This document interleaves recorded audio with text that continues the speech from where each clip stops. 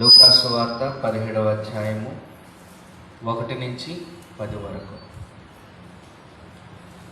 ఆయన తన శిష్యులతో ఇట్లనెను, అభ్యంతరములు రాకపోవుట అసాధ్యము, కానీ అవి ఎవని వలన వచ్చునో వానికి శ్రమ.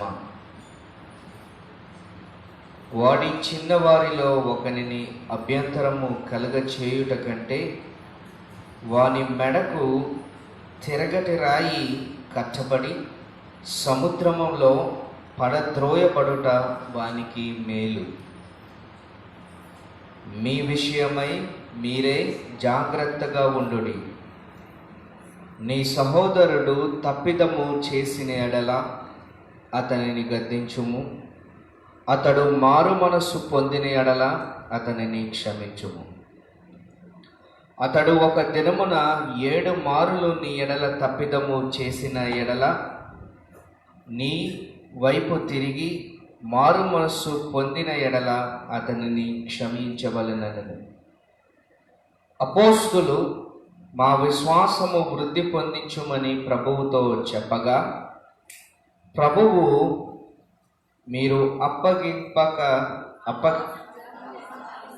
ఆవగింజంత విశ్వాసము గలవారైతే ఈ కంబలి చెట్టును చూచి నీవు వేళ్లతో కూడా పెళ్ళగింపబడి సముద్రము నాటబడమని చెప్పునప్పుడు అది మీకు లోబడను.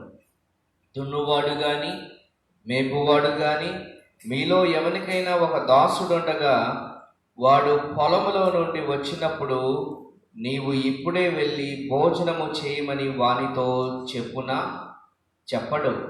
అంతేకాక నేను భోజనము చేయుటకు ఏమైనాను సిద్ధపరచి నడుము కట్టుకొని నేను అన్నపానములు పుచ్చుకున్న వరకు నాకు పరిచారము చేయుము.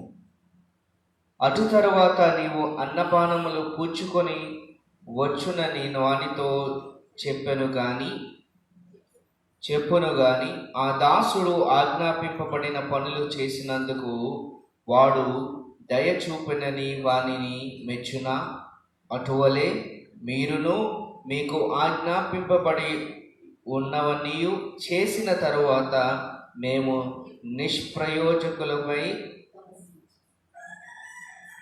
నిష్ప్రయోజకులమైన దాసులను మేము చేయవలసినవే చేసి ఉన్నామని చెప్పుడనను. దేవుడిచ్చిన పరిశుద్ధ వాక్యము మన వెనుకడిలో దీవించి ఆశీర్వదించునుగాక. ఆమేన్. ప్రియమైనటువంటి దేవుని సంగమా, చిన్న ప్రార్థన చేసుకుని దేవుని యొక్క వాక్యంలోనికి ప్రవేశిద్దాం. యెహోవా నా దేవా, నా బలమా, నా విమోచకుడా, నా కేడమా, నేను మాట్లాడు ప్రతి మాట మేము ధ్యానముంచు ప్రతి అంశము నీ హృదయానికి అంగీకారంగా ఉండినట్లుగా సహాయము దయచేయండి. నా బుర్రను బంధించి నీ బుర్రతో మాట్లాడి నీ ప్రజలైనటువంటి వారికి నాకు ఏదైతే అవసరమో అది మాట్లాడింపచేయమని, వాక్యము ప్రకటింపబడుతున్నప్పుడు వినగలిగేటువంటి చెవులను, గ్రహించగలిగేటువంటి మనస్సును మాకు దయచేయండి. నీ యొక్క పరిశుద్ధాత్మ మర్మములను మాకు దయచేసి మమ్మల్ని మేము సరిదిద్దుకోవడానికి సహాయం దయచేయమని, మా పాదములకు వెలుగుగా ఉండి నడిపించమని యేసయ్య పరిశుద్ధ నామములో అడిగి వేడుకొనుచున్నాము తండ్రి. ఆమేన్. ప్రియమైనటువంటి దేవుని సంగమా,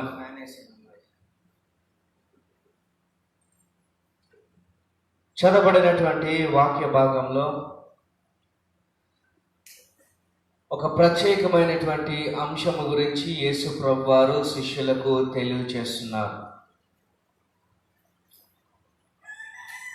Do not be a stumbling block for anyone. ఎవరికి కూడా నీవు అభ్యంతరకరముగా జీవించకూడదు.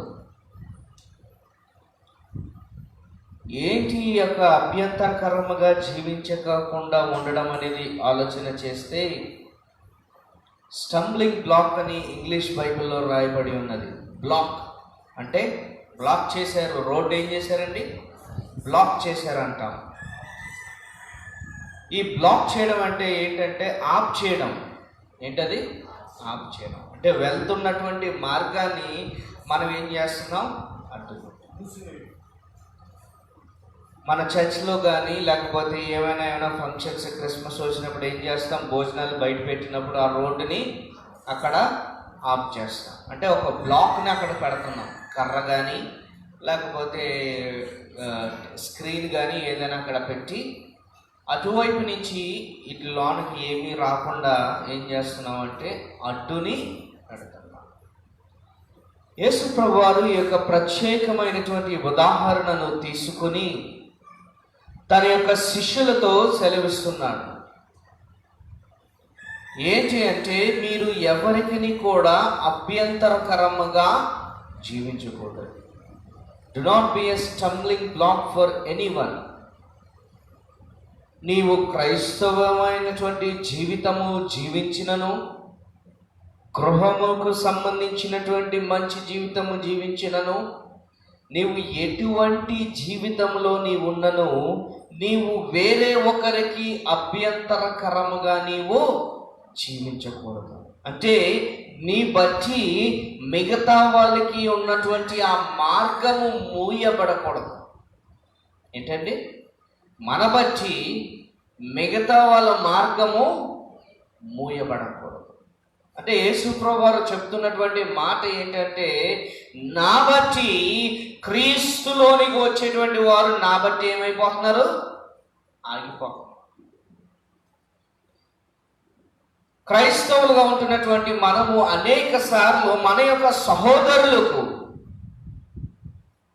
మన యొక్క కుటుంబ సభ్యులకు, మన యొక్క రక్త సంబంధులకు, స్నేహితులకు, దేవుని ఎరిగినటువంటి జనాంగమునకు మనము అభ్యంతరకరముగా జీవిస్తున్నాం. అంటే we are becoming a stumbling blocks. ఎవడో బయట వాడు వచ్చి మనకు అడ్డుకట్ట వేయకుండాను మనమే మన యొక్క సహోదరులకు దేవుని కృప పొందుకోకుండా ఏం చేస్తున్నాము? అడ్డుగోడను కడుతున్నాం. ఎవరండి? మనమే.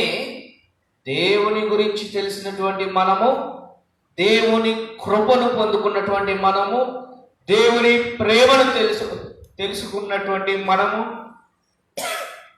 మనమే ఏం చేస్తున్నామంటే మన యొక్క కుటుంబ సభ్యులకు అభ్యంతరకరముగా దేవుని యొద్దకు వచ్చుటకు ఆఫ్ చేసేటువంటి రాయవలే, అడ్డుగోడవలే బ్రతుకుతున్నాము అని చెప్పి క్రీస్తు ఈ ప్రత్యేకమైనటువంటి సందర్భంలో శిష్యులకు తెలియజేస్తున్నాడు. శిష్యులుగా మీరు బ్రతుకుతున్నారు, శిష్యత్వమును మీరు పొందుకున్నారు, యేసయ్యను మీరు అందరూ కూడా వెంబడిస్తున్నారు. అయితే వెంబడిస్తున్నటువంటి మీరు ఇతరులకు అడ్డుగోడవలే జీవించవద్దు. వెంబడిస్తున్నటువంటి మీరు అడ్డుగోడ అనేటువంటి ఆ యొక్క తత్వాన్ని మీలో పెంపొందించుకోవద్దు. కుటుంబంలో అందరూ కూడా ఎక్కడికి రావాలి? దేవుని సన్నిధికి రావాలి. పొద్దునే లెగ్స్ అన్నాడంటే ఇవాళ నేను రాను, ఇంకా కాసేపు పడుకున్నాను. సరే, ఆ పడుకున్నవాడు పడుకున్నట్టున్నాడు కదా, ఒరే నువ్వు కూడా ఏం వెళ్తావురా బాబు, నువ్వు కూడా కాసేపు సరే, వీళ్ళిద్దరూ కూడా రావట్లేదని చెప్పి ఇంట్లో ఉన్నటువంటి తల్లిదండ్రులు కూడా ఏమయ్యారు? సరేలే, పిల్లలు కూడా రెస్ట్ తీసుకుంటున్నారు కదా, మనం కూడా ఈ ఆదివారానికి. ఒకరు చేస్తున్నటువంటి తప్పిదము ద్వారా కుటుంబం అంతా కూడా ఏమైపోతుందంటే వాళ్ళే అడ్డుగోడలు కట్టుకుంటున్నారు. ఇది ఒక సింపుల్ ఉదాహరణ. మన జీవితంలో కూడా మన యొక్క బిహేవియర్, తత్వము ఇతరులకు అడ్డుగోడ కింద ఉంటుందా లేదో మనము పరిశీలన చేసుకోవాలి. నీ వల్ల నీ కుటుంబ సభ్యులు దేవుని సన్నిధికి వస్తున్నారా అంటే నీవు ఏర్పరచబడినటువంటి అడ్డుగోడలన్నీ కూడా నీ కుటుంబ సభ్యులకు నువ్వు తొలగించే దానిగా ఉన్నావా, లేకపోతే నీ కుటుంబ సభ్యులకు నీవే అడ్డుగోడగా? అందుకనే జ్ఞానవంతురాలు తన ఇల్లు కట్టుకొనును, మూర్ఖురాలు తన ఇల్లు ఓడపీకుకొను.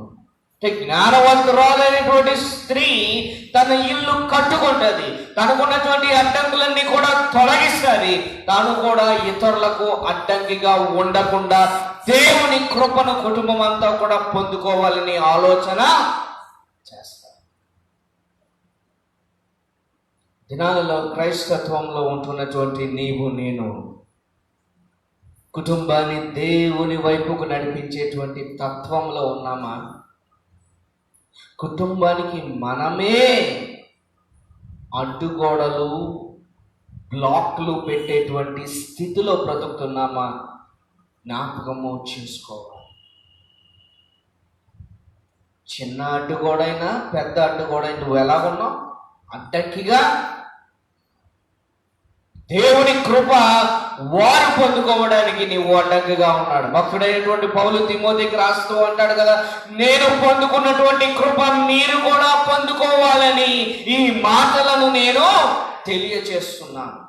క్రైస్తవులు ఎటువంటి తత్వము పొందుకొని ఉండాలి అంటే, మేము పొందుకున్నటువంటి కృప మీరు కూడా పొందుకోవాలి. అంటే అడ్డుగోడలకు ఉన్నటువంటి తత్వము కాదు,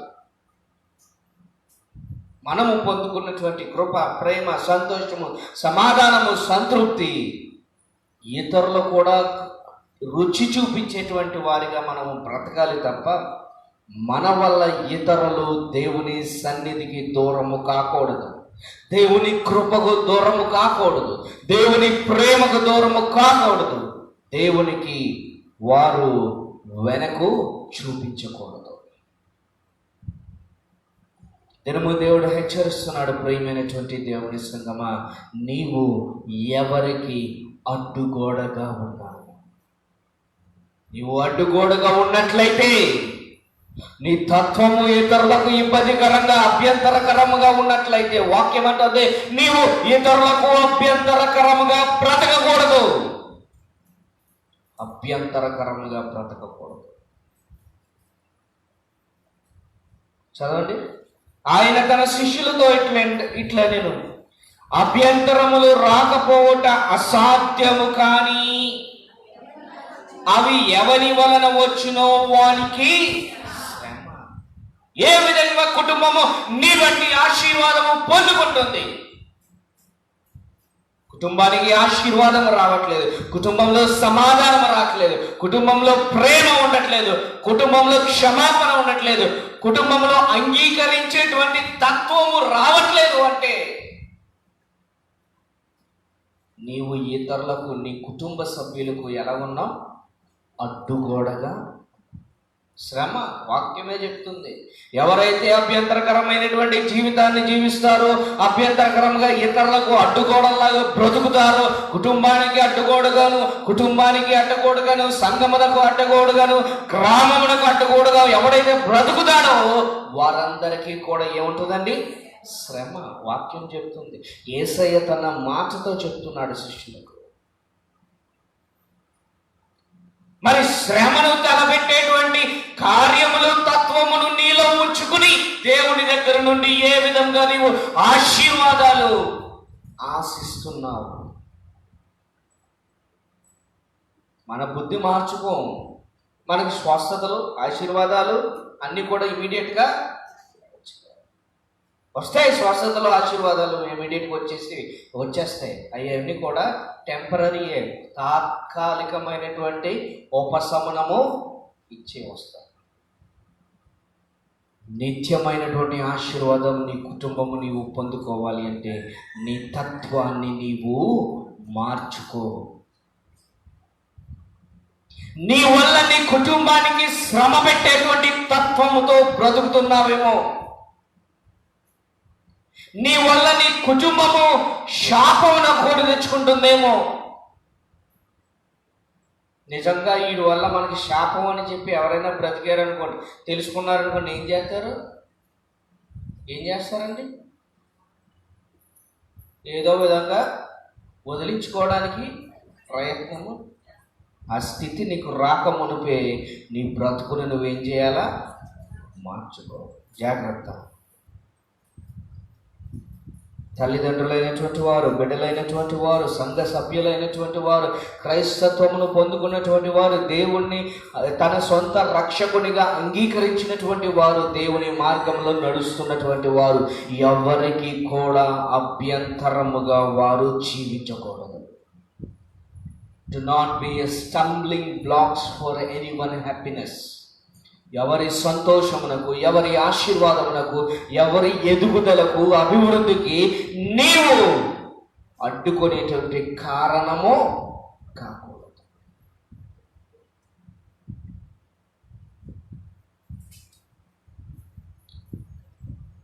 అవి ఎవరి వలన వచ్చినో వానికి శ్రమ. వాడి చిన్నవారిలో ఒకరికి అభ్యంతరము చేయుట కంటే వాని మెడకు తిరగటరాయి కట్టబడి సముద్రంలో పడద్రోయబడట వానికి మేలు. యేసయ్య ఎప్పుడు కూడా ఇలాంటి మాటలు జీవన గ్రంథంలో మాట్లాడి మనము చూడలేము. ఆయన ఒక్కసారి ఇటువంటి మాటను మాట్లాడుతున్నాడు. ఆయన బ్రతికించేటువంటి మాటలనే మాట్లాడాడు. కానీ ఎవరైతే జీవమునకు, జీవ మార్గమునకు అడ్డుగా బ్రతుకుతారో వారి బ్రతుకుట వ్యర్థము అని చెప్పి యేసయ్య ఇక్కడ మాటలతో తెలియజేస్తున్నాడు. తిరగట రాయి మెడకి కట్టి ఎక్కడ వదిలేనంటండి? అంటే వారి వలన అనేకమైనటువంటి వారు ఆశీర్వాదములు కోల్పోతున్నారు. కుటుంబ ఎదుగుదల ఆగిపోతుంది. కుటుంబంలో ఉన్నటువంటి సంతోషము పోతుంది. కుటుంబంలో ఉన్నటువంటి సమాధానము పాడు చేయబడుతుంది. అటువంటి వారిని ఏం చేయాలంటండి? మెడకి తిరగట రాయి కట్టి సముద్రంలో పడివేయట మేలు. దేవుని వాక్యం చెప్తుంది. అటువంటి వారికి శ్రమ, అటువంటి వారికి శాపము, అటువంటి వారు మరణమును పొందుట మంచిది. ఎందుకంటే జీవ మార్గములో అనేక మందికి వారు అడ్డుగోడల వలె బ్రతుకుతున్నారు. జీవ మార్గంలో ప్రవేశిస్తున్నటువంటి అనేకమైనటువంటి వారిని వారు వెనక్కి లాగుతున్నారు. దినము దేవుడు మన సంఘమునకు హెచ్చరిస్తున్నాడు. Are you a stumbling block for your family and then for your church? నీ కుటుంబానికి నీవు అడ్డుగోడగా అభ్యంతరకరమైనటువంటి బ్రతుకును బ్రతుకుతున్నావేమో ఆలోచన చేసుకో. నీ కుటుంబానికి నీ వలన మేలు కలుగుతుందా, సమాధానము కలుగుతుందా, లేకపోతే శాపము కలుగుతుందా? నీవు జ్ఞాపకము చేసుకో. నీవు వచ్చినప్పుడు నీ కుటుంబమును ఇప్పుడు దాకా ఎంతవరకు అది అభివృద్ధి చెందిందో నీవు జ్ఞాపకము చేసుకో. దేవునిలో ఉన్నప్పుడు నుండి నీవు ఎంతవరకు ఆశీర్వాదము పొందుకున్నావో నీవు జ్ఞాపకము చేసుకో. దేవుడు అంటున్నాడు, నీ కుటుంబానికి, దేవుని మార్గమునకు, దేవుని సంఘమునకు అభ్యంతరకరమైనటువంటి జీవితాన్ని నీవు జీవించవద్దు. Do not be a stumbling blocks. ఒక రాయవలే, అడ్డున్నటువంటి రాయవలే నీవు బ్రతుకును బ్రతకవద్దు అని చెప్పి యేసయ్య ఇక్కడ తెలియజేస్తున్నాడు. భక్తుడైనటువంటి పౌలు కూడా అనేక దినాలలో అనేకమైనటువంటి విశ్వాసులకు అపోస్తులుడుగా పిలువబడుతున్నటువంటి పేతురుకు కూడా అభ్యంతరకరంగా అనేక సార్లు నిల్చున్నాడు. ఎవరండి? భక్తుడైనటువంటి పౌలు కూడా క్రీస్తు మార్గంలో వెళ్తున్నటువంటి వారికి అడ్డుగోడ వలె బ్రతికినటువంటి బ్రతుకును పొందుకొని ఉన్నాడు. క్రైస్తవులు అంటే ఏ విధమైనటువంటి ఇష్టము లేనటువంటి బ్రతుకు, వీరి వల్ల జనము నాశనం అయిపోతారనే ఒక అబద్ధపు ఆలోచనలో బ్రతికాడు పౌలు. ఇదిగో గంతేలకు రాసినటువంటి పత్రిక 2వ అధ్యాయము గలితీయులకు రాసినటువంటి పత్రిక 2వ అధ్యాయము 11 నుంచి చదువుదాం. అయితే కైఫా అంతియోకుకు వచ్చినప్పుడు అతడు అపరాధిగా తీర్చబడిన గనుక నేను ముఖాముఖిగా అతనిని ఎదిరించి తిని, ఏలైనగా యాకోబు నొద్ద నుండి కొందరు రాకమునుపు అతడు అన్యజనులతో భోజనము చేయుచుండెను గాని వారు రాగానే సున్నతి పొందిన వారికి భయపడి వెనుక తీసి వేరైపోయిరి. యూదుడుగా ఉంటున్నటువంటి పౌలు అక్కడ ఉన్నటువంటి వారితో మాట్లాడుతున్నాడు. అక్కడ పేతురు అద్భుత కార్యములు చేస్తుంటే, అక్కడ పేతురు అనేక మంది ఉన్నటువంటి వారికి సువార్తను ప్రకటిస్తుంటే, ఆ సువార్త ప్రకటిస్తున్నప్పుడు ఇక్కడ పౌలు అడ్డుగోడగా పేతుర్ని కన్ఫ్రంట్ చేస్తున్నాడు. సున్నతి కలిగినటువంటి వారు, సున్నతి లేనటువంటి వారు అని చెప్పి భేదములతో మాట్లాడుతున్నాడు. యూదులు వీరు అన్యులు అనేటువంటి భేదాలను తీసుకొస్తున్నాడు. క్రైస్తవులు ఎక్కడికి వెళ్ళినా సరే వారిని వెంటాడి శ్రమ పెట్టడకు ఆలోచన కలిగి ఇంకా అదే పని పెట్టుకున్నాడంట. ఎవరండి? పౌలు యొక్క పనేంటి? క్రీస్తు మార్గంలో ఉన్నటువంటి వారిని హింసించుట, నాశనము చేయుట. క్రీస్తు మాటలు చెప్పినటువంటి వారిని చెరసాలలో బంధించుట, దేవుని మాటలు వింటున్నటువంటి వారిని చెదరగొట్టుట,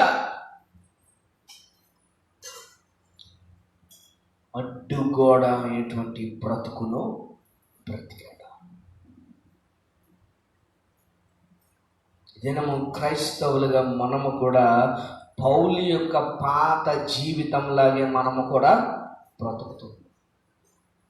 తెలుసు అన్నీ కూడా, దేవుని గురించి తెలుసు, దేవుడు ఎటువంటి వాడో తెలుసు, దేవుని ప్రేమ గురించి తెలుసు, దేవుని కృప గురించి తెలుసు, దేవుడు చెప్పినటువంటి మాటలు తెలుసు, అన్నీ కూడా తెలుసు. కానీ మనము ఇతరులకు అడ్డుగోడ వలె మనము ఇతరుల సంగతి వదిలేను ముందు మన కుటుంబానికి మనము ఆశీర్వాదకర్తలుగా ఉన్నామా లేదా మనము పరిశీలన చేసుకోవాలి. భార్యలుగా మీరు పరిశీలన చేసుకోవాలి, భర్తలుగా మీరు పరిశీలన చేసుకోవాలి. దేవుడు ప్రేరేపించి ప్రార్థన చేస్తూ మనకి సంఘానికి తెలియజేస్తున్నాడు. నీవు అభ్యంతరకరమైనటువంటి జీవితాన్ని జీవిస్తున్నావా?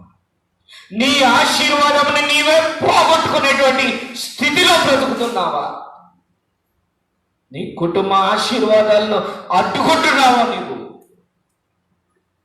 నీ కుటుంబము పొందుకోవాల్సినటువంటి కృపను నీవు ఆఫ్ చేస్తున్నావా? తల్లిదండ్రులు కరెక్ట్గా ఉంటే పిల్లలు కూడా కరెక్ట్గా రావడానికి ప్రయత్నమన్నా చేస్తారు. వచ్చేస్తారని నేను అంటలేదు, ప్రయత్నమన్నా పిల్లలు చేస్తారు. మరి ఎటువంటి మార్గములో తల్లిదండ్రులుగా మీరు నడుస్తున్నారు? ఎటువంటి మార్గములో మన పిల్లలను నడిపిస్తున్నారు? మన పిల్లల ఆశీర్వాదాలకి అడ్డుగోడల్లాగా మనమే బ్రతుకుతున్నామా? మన సంఘము ఆశీర్వాదము పొందుకోకుండా మనమే బ్రతుకుతున్నామా? ఆలోచన చేసుకోవాలి. క్రీస్తు చెప్తున్నాడు, అలాంటి వారు మెడకు తిరగటరాయి కట్టుకుని సముద్రములో పాడివేయుట మేలు. అంటే వారి వలన కుటుంబానికి ఆశీర్వాదం లేదు, వారి వలన స్నేహితులకు ఆశీర్వాదం లేదు, వారి వలన వారి యొక్క రక్త సంబంధికులకు ఆశీర్వాదం లేదు, వారి వలన సంఘమునకు ఆశీర్వాదము లేదు. అందుకనే నేను ఎప్పుడు కూడా చెప్తూ ఉంటాను, Christianity is practising community life. క్రైస్తత్వం అంటే ఏదో బైబిల్ పట్టుకుని నాకు యేసయ్య నా రక్షకుడు అని చెప్పి ఇంట్లో కూర్చొని ప్రార్థన చేసుకోవడం కాదు. క్రైస్తత్వం అంటే సొసైటీలో బ్రతకడం. సొసైటీలో క్రీస్తుని నీవు ప్రతిబింబించాలి. క్రీస్తుని ప్రేమను నీవు చూపించాలి. క్రీస్తు రూపాన్ని నువ్వు ఇతరులకు తెలియచేయాలి.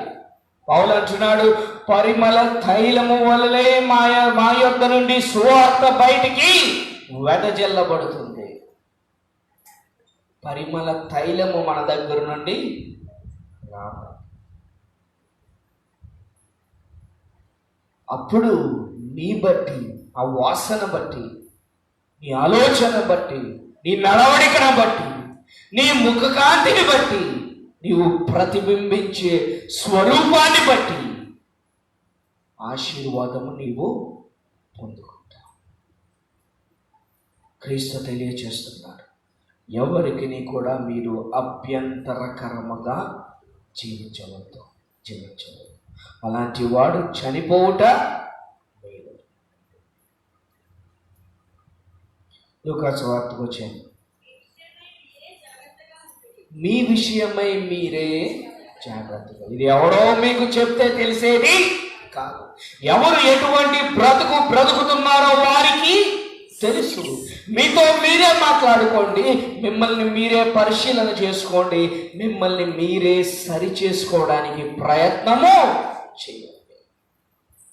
ఎవరో వచ్చి నా బ్రతుకు మారుస్తారు అనేటువంటి ఆలోచనల్లో బ్రతకకండి. ముందు మీ బ్రతుకును మీరు తెలుసుకోండి. మీ వల్ల కుటుంబానికి కలిగినటువంటి నష్టమేంటో తెలుసుకోండి. మీ వల్ల కుటుంబ ఆశీర్వాదం ఏ విధంగా ఆగిపోండో తెలుసుకోండి. మీ వల్ల మీ బిడ్డల భవిష్యత్తు ఏ విధంగా పాడు చేయబడుతుందో తెలుసుకోండి. నీ వల్ల నీ భర్త, నీ వల్ల నీ భార్య ఏ విధముగా పాడు చేయబడుతుందో ఆలోచనల్లో అన్నిటిలో మీరు జ్ఞాపకము చేసుకోండి. మీ గురించి మీరే జాగ్రత్త వహించండి. వాక్యము స్టార్టింగ్లో కూడా ఉంది, అభ్యంతరములు రాకపోవుట అసాధ్యము. Everywhere there is a stumbling black in each and every step that you walk. నువ్వు నడిచేటువంటి ప్రతి అడుగుకి నీకు ఒక అడ్డంకి ఎదురొస్తుంది. నువ్వు నడిచేటువంటి నీ మార్గంలో నువ్వు గమ్యానికి చేరుకునేంత వరకు కూడా అనేకమైనటువంటి అడ్డంకులు వస్తాయి. అనేకమైనటువంటి అభ్యంతరకరమైనటువంటి మాటలు వస్తాయి. అభ్యంతరకరమైనటువంటి విషయాలను నీవు చూస్తావు. అవి ఉండవు అని చెప్పి అనుకోవటం నీవు అసాధ్యము. అయితే నీవు ముందుగా ఏ విధంగా జీవిస్తున్నావో నిన్ను నీవు జాగ్రత్తగా పరిశీలన చేసుకుని, నీవు అభ్యంతరకరంగా ఇతరులకు ఉంటున్నావా? నువ్వు ఇప్పుడు కాలుకి నడుస్తున్నావు, కాళ్ళ మీద మనం నడుస్తున్నాం, రోడ్డు మీద రాయి అడ్డొచ్చింది. ఏమొచ్చిందండి? రాయి అడ్డొచ్చింది. ఫాస్ట్గా నడుస్తే ఏమైంది? కాలుకి రాయ తగిలింది. ఏమనుకుంటాం? ఎవడరాడు రాయ రోడ్డు మధ్య నేహాడు అనుకుంటావా? ఆ మాట నిన్ను ఎవడు అనుకోకూడదు.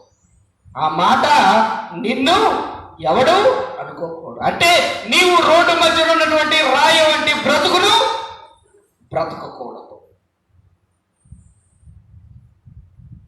నీవు చేసేటువంటి పని బట్టి నిన్ను ఎవడు శపించకూడదు. నీవు చేసేటువంటి పనిని బట్టి నిన్ను ఎవడు తిట్టుకొనకూడదు. నువ్వు ఎవడవి? క్రీస్తు కుమారుడివి, కుమార్తెవు. నువ్వు ఎవరికి సంబంధించిన వాడువు? దేవునికి సంబంధించినటువంటి వాడు. దేవుని రక్తము చేకొనబడినటువంటి వాడవు, దానవు. నిన్ను ఎవడో ఏం చేస్తున్నాడు? ఇప్పుడు దుర్భాషలాడుతున్నాడు. నీ వల్ల ఇతరులు బాధపడుతున్నారు, ఇతరులు వేదన చెందుతున్నారు, ఇతరులు చెప్పుకోలేనటువంటి సమస్యలతో ఎదుర్కొడుతున్నారు. దేవుడు అంటున్నాడు, అటువంటి జీవితాన్ని నీవు జీవించబోతున్నావు. అందుకనే నిన్ను నీవు జాగ్రత్తగా పరిశీలన చేసుకో. Analyse your self. నిన్ను నీవే పరిశీలన చేసుకొని నీ జాగ్రత్తలు నీవు తీసుకో. బయట అభ్యంతరములు ఉంటాయి, ప్రతి అడుగులోని నీకు అభ్యంతరములు ఎదురవుతాయి. అభ్యంతరాలు ఉండవని చెప్పి నీవు అనుకోనవద్దు. కనుక నీ గురించి, నీ కుటుంబాన్ని గురించి నీవు జాగ్రత్త వహించు. నీ కుటుంబం ఎదుగుదల గురించి నీవు జాగ్రత్త వహించు. నీ కుటుంబ ఆశీర్వాదం గురించి నీవు జాగ్రత్త వహించు. నీ కుటుంబంలో ఉన్నటువంటి సమస్యల గురించి నువ్వు జాగ్రత్త వహించు. అంతేగాని నీ బట్టి ఇతరుల కుటుంబంలో నాశనము పొందకూడదు.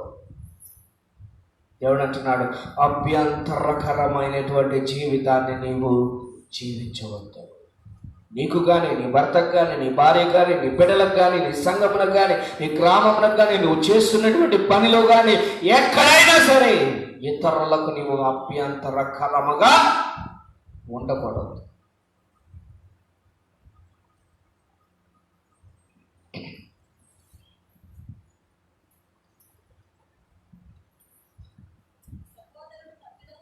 మీ సహోదరుడు తప్పిదము చేసిన ఎడల తనని గద్దించుము,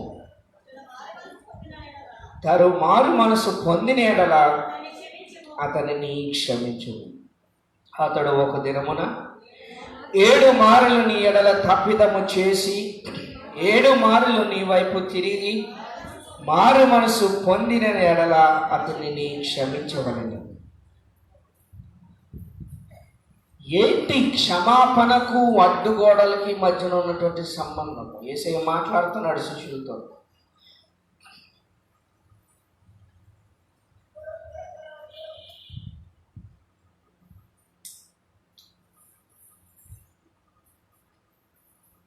యేసయ్య శిష్యులతో మాట్లాడుతున్నాడు.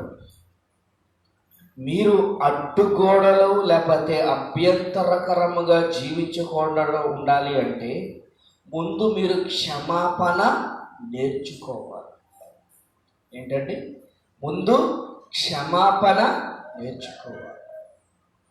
క్షమించలేనటువంటి వాడు మెడకి తిరగటరాయి కట్టుకొని సముద్రంలో పడి చావుట మేలు అని దేవుని వాక్యము చెప్తాడు. క్షమించలేనటువంటి వాడు, తప్పు చేసినటువంటి వాడి గురించి కాదు యేసయ్య ఇక్కడ మాట్లాడుతుంది. ఎవరి గురించి?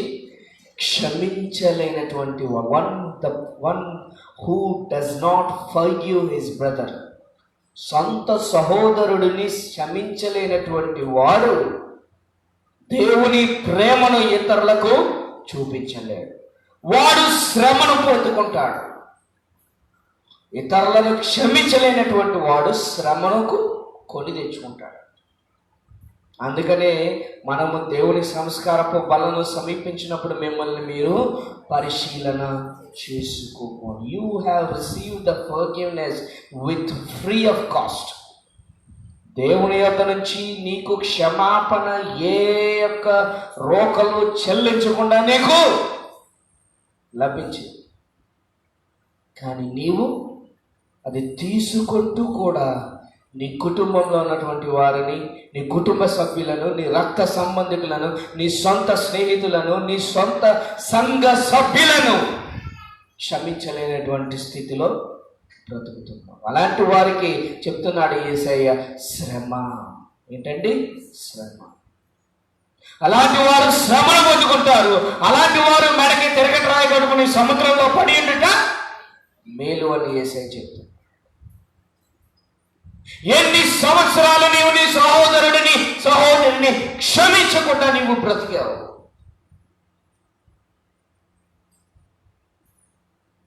నీవు రాజైనటువంటి యేసయ్య దగ్గర క్షమాపణ పొందుకున్నావు. నీవు పొందుకున్నటువంటి కృప వారు కూడా పొందుకోవాలనేటువంటి ఆలోచన నువ్వు ఏం చేస్తున్నావు? ఇప్పుడు ఆప్ చేస్తున్నావు. అంటే నీ సహోదరుడు తప్పు చేశాడు, వాడు సరిదిద్దుకోవడానికి ప్రయత్నం చేస్తున్నప్పుడు నీవు క్షమించపోక వలన వానికి నీవు అడ్డుగోడగా బ్రతుకుతున్నావు. వానికి నీవు అడ్డుగోడగా బ్రతుకుతున్నావు. ప్రియమైనటువంటి దేవుని సంఘం, మత్తయి సువార్త 18వ అధ్యాయము, మత్తయి సువార్త 18వ అధ్యాయము 21 నుంచి ఒకసారి చూద్దాం. ఆ సమయమున పేతురు అతని వద్దకు వచ్చి, ప్రభువా, నా సహోదరుడు నా ఎడల తప్పిదము చేసిన ఎడల నేను ఎన్ని మారులు అతనికి క్షమించును? 7 మారుల మట్టుగా అని. ఎందుకంటే ముందుగా లోకాసువార్తలో చెప్పాడు కదా, యేసయ్య నువ్వు 7 మార్లు క్షమించు అని చెప్పాడు. అందుకని పేతురు జ్ఞాపకం చేసుకుని మళ్ళా అడుగుతున్నాడు, 7 మార్లా చదవండి అని. అందుకు యేసు అతనితో ఇట్లా 7 మార్ల మట్టుకే కాదు, 70 మారుల మట్టుకని నీతో. అంటే మనిషిని బ్రతికినంత కాలము కూడా క్షమించాలి. 7 మార్లు కాదు. జనాలు వాక్యంలో లాజికల్ చెప్తా ఉంటారు ఈ మధ్యన. 7 మార్లు కాదు, నీవు ఊపిరి ఉన్నంత వరకు, నీవు ఊపిరి ఉన్నంత వరకు కూడా నువ్వు క్షమాభిక్ష పెట్టగలిగినప్పుడు నీ బట్టి నీ కుటుంబము ఆశీర్వాదము పొందుకుంటుంది. నీవు నీ సహోదరుని క్షమించలేవు, నీ సహోదరుని క్షమించలేవు, నీ స్నేహితులను క్షమించలేవు, నీ సంఘ సభ్యులను క్షమించలేవు. కానీ ఆశీర్వాదము కావాలి, స్వస్థత కావాలి. వాక్యం అంటుంది, అటువంటి వారికి శ్రమ.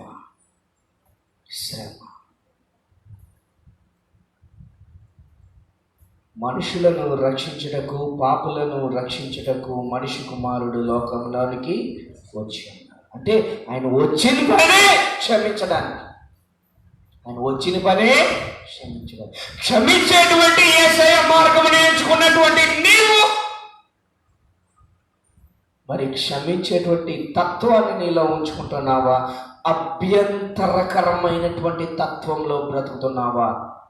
Whether you are trying to fulfill the forgiveness for others or you are living the life of stumbling block. అడ్డుగోడ వలె బ్రతుకుతున్నావా? నేను చేయలేదంటే తప్పు, నేను మంచోడిని, నా కుటుంబం మంచిది, మేము అక్కడికి వెళ్ళం, అలాంటి పనులు చేయం, మేము మాకు దానికి సంబంధం లేదు.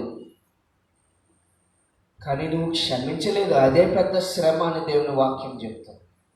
నువ్వు క్షమించపోవటయే పెద్ద శ్రమ. నీవు క్షమించపోవటే నువ్వు అడ్డుగోడ అయినటువంటి బ్రతుకులు బ్రతుకుతున్నావని వాక్యము తెలియజేస్తుంది. ప్రియమైనటువంటి దేవుడి సంగమా, దినము దేవుడు మన సంఘానికి ప్రత్యేకంగా తెలియజేస్తున్నాడు. నీవు ఎటువంటి బ్రతుకును బ్రతుకుతున్నావో నీవే జాగ్రత్తగా వహించు.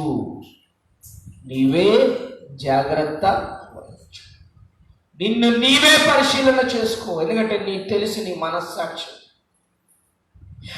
మనస్సాక్షిలో ఉన్నటువంటి ఆలోచనలు నీకు తెలుసు. ఒకవేళ నీ మనస్సాక్షి నిన్ను గతిస్తున్నట్లయితే నీవు ఇప్పుడే మారు మనసు పొందు, దేవుడు నిన్ను క్షమిస్తాడు. మనిషికి 77 సంవత్సరాలు క్షమించమని చెప్పినటువంటి దేవుడు నిన్ను క్షమించలేడా? దినము దేవుడు అంటున్నాడు, నేను నిన్ను క్షమిస్తాను. నీ హృదయ రహస్యములు నేను ఎరిగి ఉన్నాను. నీ హృదయంలో ఉన్నటువంటి బాధ నాకు తెలుసు. నీ హృదయం ఎంత సతమతమవుతుందో, నీ తప్పులు సరిదిద్దుకోలేనిటువంటి పరిస్థితులు నీ హృదయం ఏ విధంగా ఉన్నదో నాకు తెలుసు. నీవు నాకు ఆ హృదయాన్ని అర్పించు, దేవుడు క్షమిస్తాడు. యెహెజ్కేలు గ్రంథంలో ఉంటుంది, తప్పిపోయిన గొర్రెల కోసము కాపరలేనటువంటి గొర్రెలు ఏ విధంగా ఉంటాయి అంటే క్రూర మృగాలకు ఆహారం అయిపోతాయట. ఏమవుతుంది? తప్పిపోయినటువంటి గొర్రెలు, కాపరి లేనటువంటి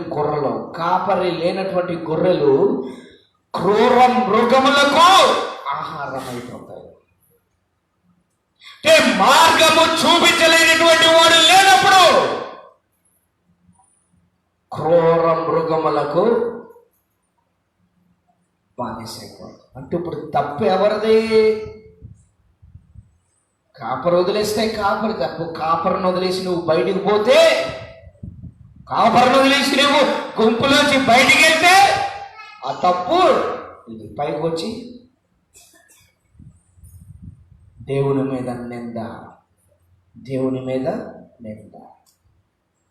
జాగ్రత్త, నీ బ్రతుకు మార్చుకో, నీ ఆలోచనలు మార్చుకో, నీ తత్వాన్ని ఎప్పటికైనా మార్చుకున్నట్లయితే దేవుడు నిన్ను క్షమిస్తాడు, నీకున్నటువంటి శ్రమను తీసివేస్తాడు. హెబ్రీయులకు రాసినటువంటి పత్రిక 2వ అధ్యాయము 15వ వచనంలో చూసినట్లయితే ముళ్ళంట, ముళ్ళు గురించి రాస్తాడు. హెబ్రీయులకు రాసిన పత్రిక 2వ అధ్యాయము 15వ వచనం.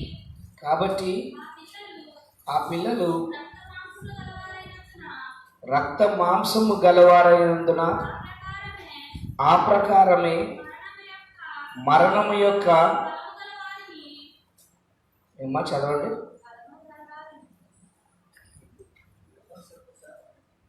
హెబ్రీయులకు రాసినటువంటి పత్రిక 12వ అధ్యాయము 15వ వచనం.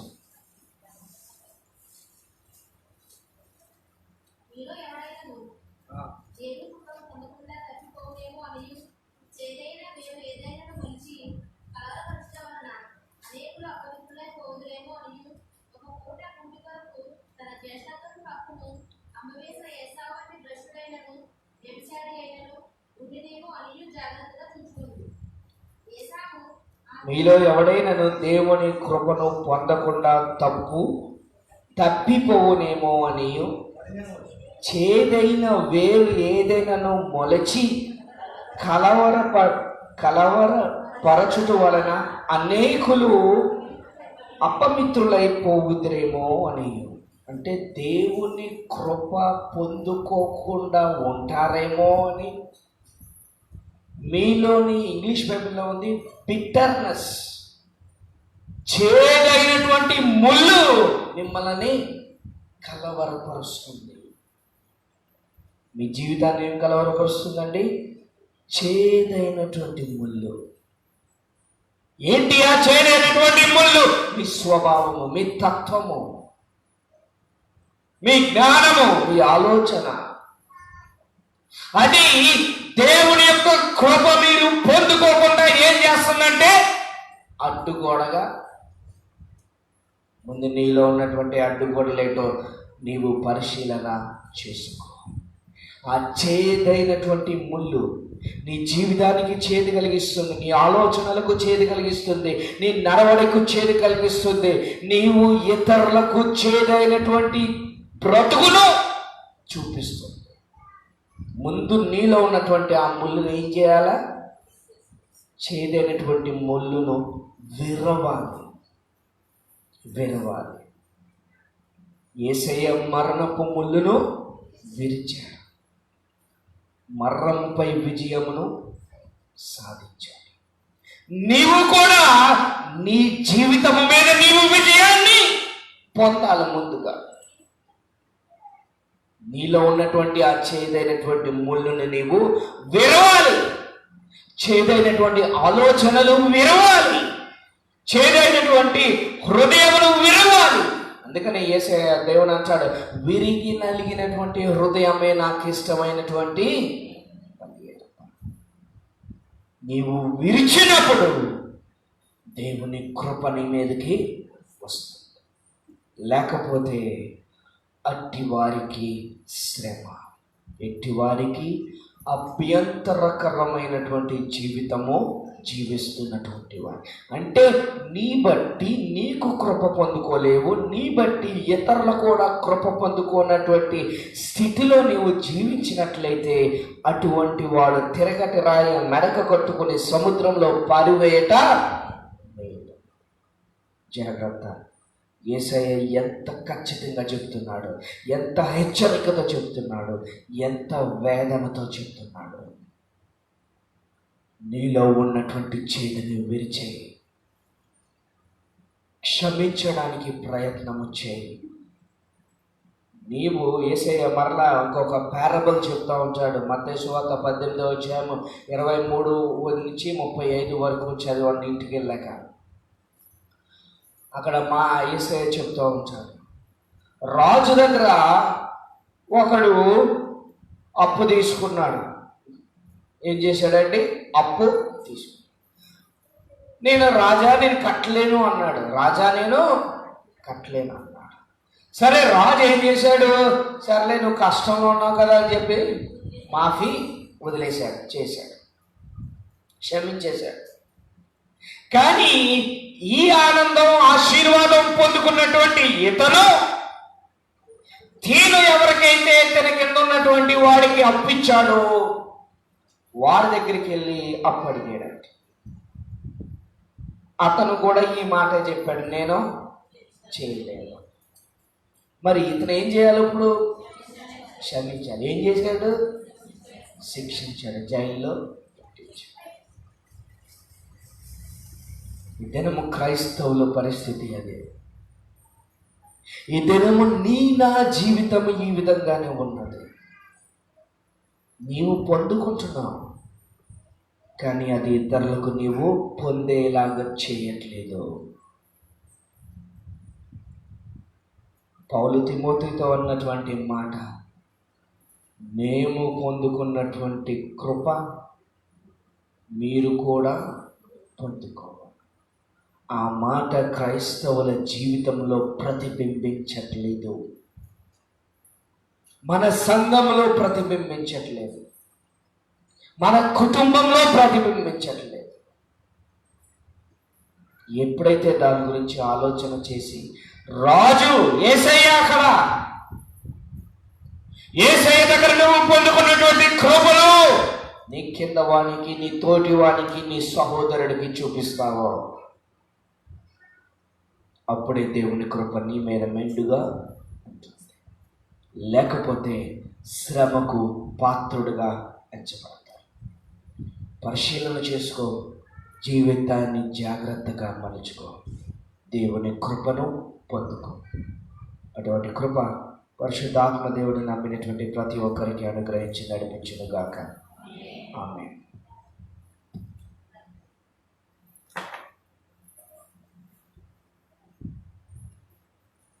ప్రార్థన చేసుకుందాం.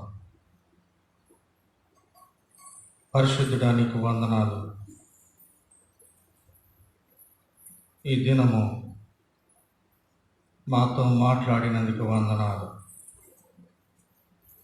అభ్యంతరములు రాకపో, కానీ ఆ అభ్యంతరము కలిగించేవాని కానీ ఉండకూడదు. సమాజానికి, దేశానికి, సంఘానికి, కుటుంబానికి, వ్యక్తిగత జీవితానికి నేను అభ్యంతరకరంగా ఉండకూడదు. నా చేష్టలు, నా ఆలోచనలు, నా మనస్తత్వము, నా తీరు, నా పద్ధతి దేవునికి మహిమకరముగా ఉండాలి. అనేకులకు మేలు కలిగించేదిగా ఉండాలి, మేలు కోరేదిగా ఉండాలి. నిజమే ప్రభా, ఈ దినాన్ని నీ వాక్యం ద్వారా మాతో మాట్లాడుతున్నావు.